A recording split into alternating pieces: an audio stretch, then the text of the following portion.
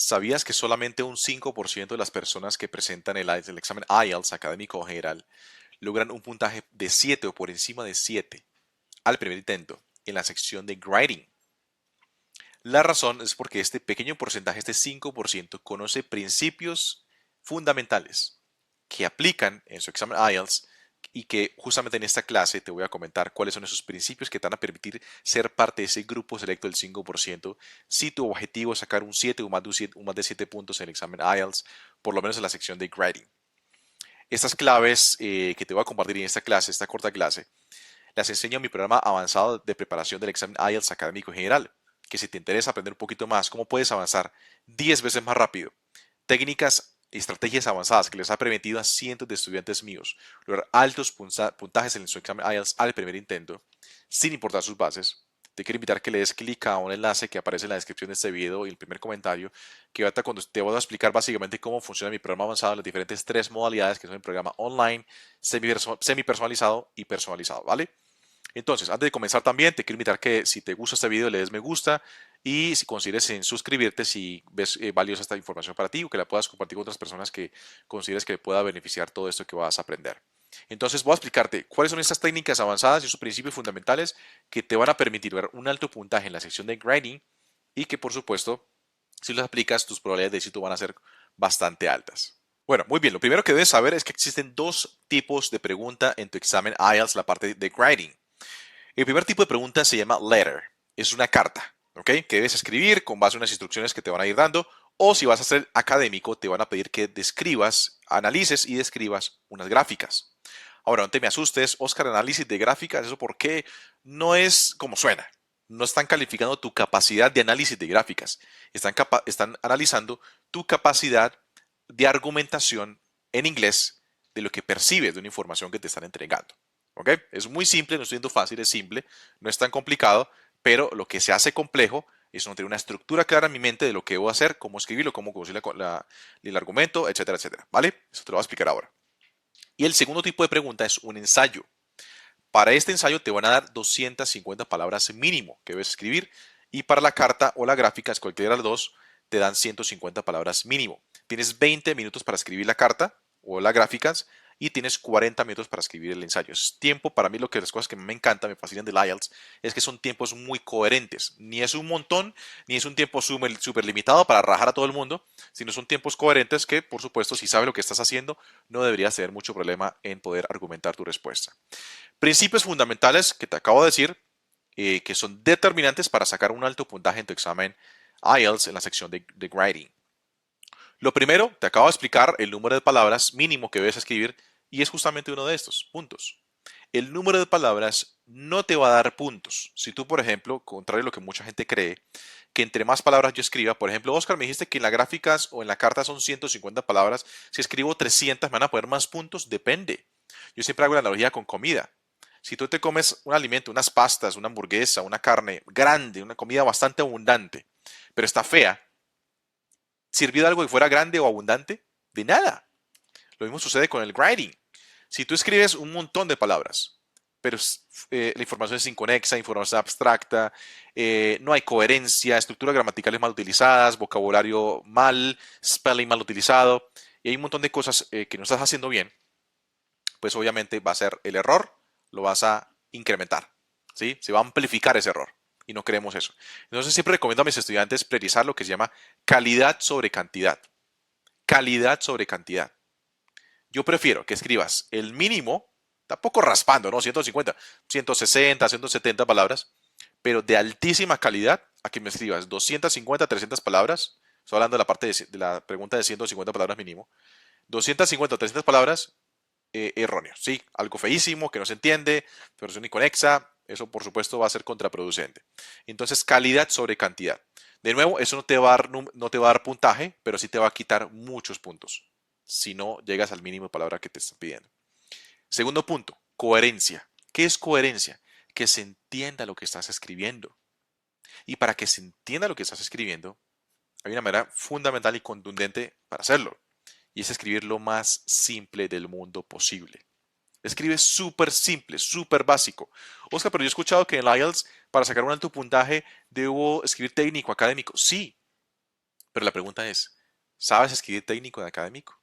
No, la verdad no sé. Entonces no te arriesgas a escribir cosas que no sabes cómo hacer. Oscar, pero entonces ¿dónde puedo aprender a hacerlo? No necesitas aprender a escribir técnico en académico. Lo que necesitas es el tercer punto.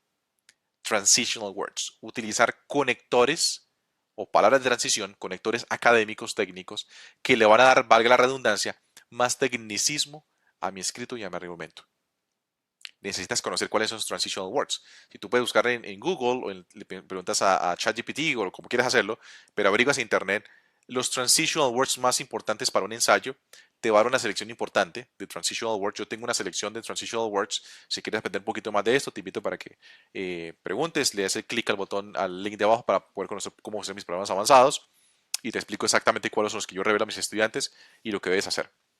Pero si no, puedes buscar también por tu cuenta transitional words y apréndetelos de memoria, el transitional word como tal, el spelling y el uso correcto. No te aprendas 250, apréndete, literal dicho, el que mucho abarca, poco aprieta. Apréndete, no sé, 10, 15 transitional words bien utilizados y tienes clarísimo el uso, el spelling y te aseguras de entender bien su función y lo escribes tal cual en el día del examen, ¿ok? Cuarto punto, responder todas las preguntas. Me pasó un caso con una estudiante muy particular. Ella presentó el examen IELTS. La primera vez que lo hizo, no sacó el puntaje que quería en la parte de grading. Analizamos qué era lo que había ocurrido. Me di cuenta que en la parte en cuanto a argumentación, vocabulario, estructuras gramaticales, todo lo que tiene que ver con las bases de inglés estaba casi que perfecta. Estaba súper bien. No perfecto, pero estaba súper bien. El problema es que ella no había respondido todas las preguntas que le estaban haciendo. Por ejemplo, la parte de gráficas. Cuando tú estás describiendo las gráficas, tienes que describir la gráfica completamente. No dejar información obvia u obviar información o ignorar partes de la gráfica porque te van a bajar puntos por eso. Por esa tontería te bajan puntos. ¿Ok? Y por ejemplo, en la parte de ensayos, si te piden que escribas o describas ventajas y desventajas de X tema que te están proponiendo, tienes que dar las ventajas y las desventajas. No solamente las ventajas. Así tu escrito sea maravilloso, sea perfecto, sea divino, pero si no me escribes las ventajas y desventajas, te van a bajar puntos por eso. ¿Vale? Y quinto y no menos importante, ten en cuenta los detalles. No me inventes palabras. Si tú no sabes cómo se escribe una palabra, no la escribas. Busca otro sinónimo, una palabra diferente o cambia el enfoque de la oración.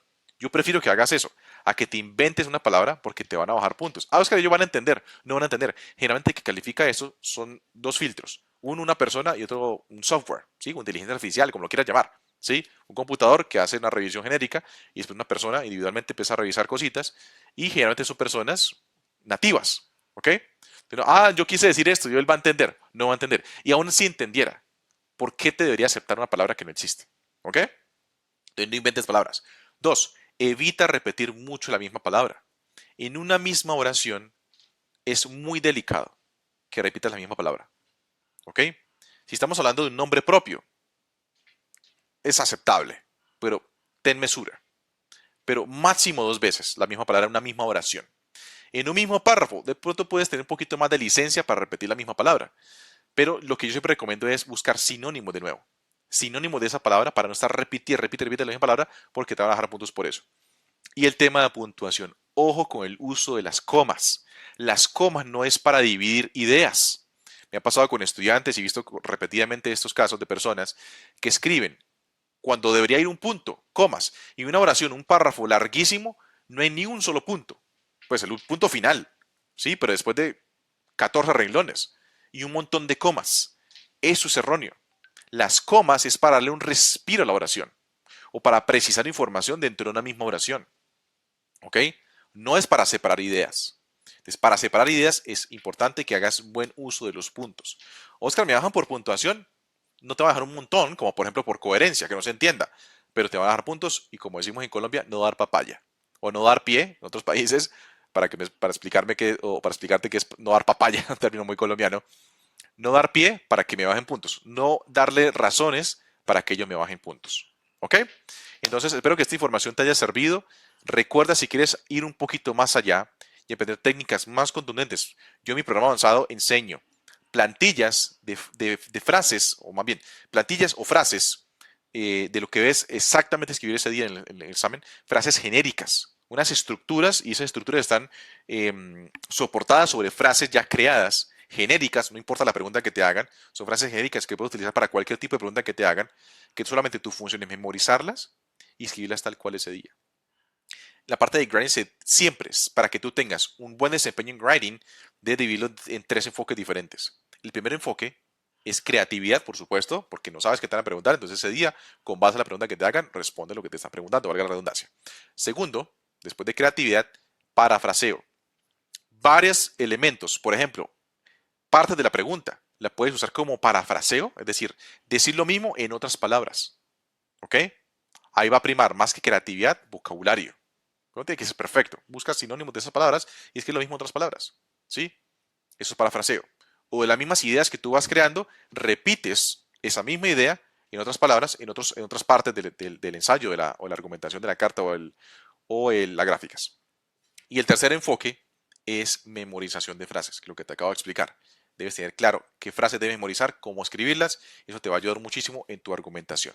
Entonces, no siendo más, te mando un fuerte abrazo y estamos viéndonos en un próximo video. Que esté muy bien. Chao, chao.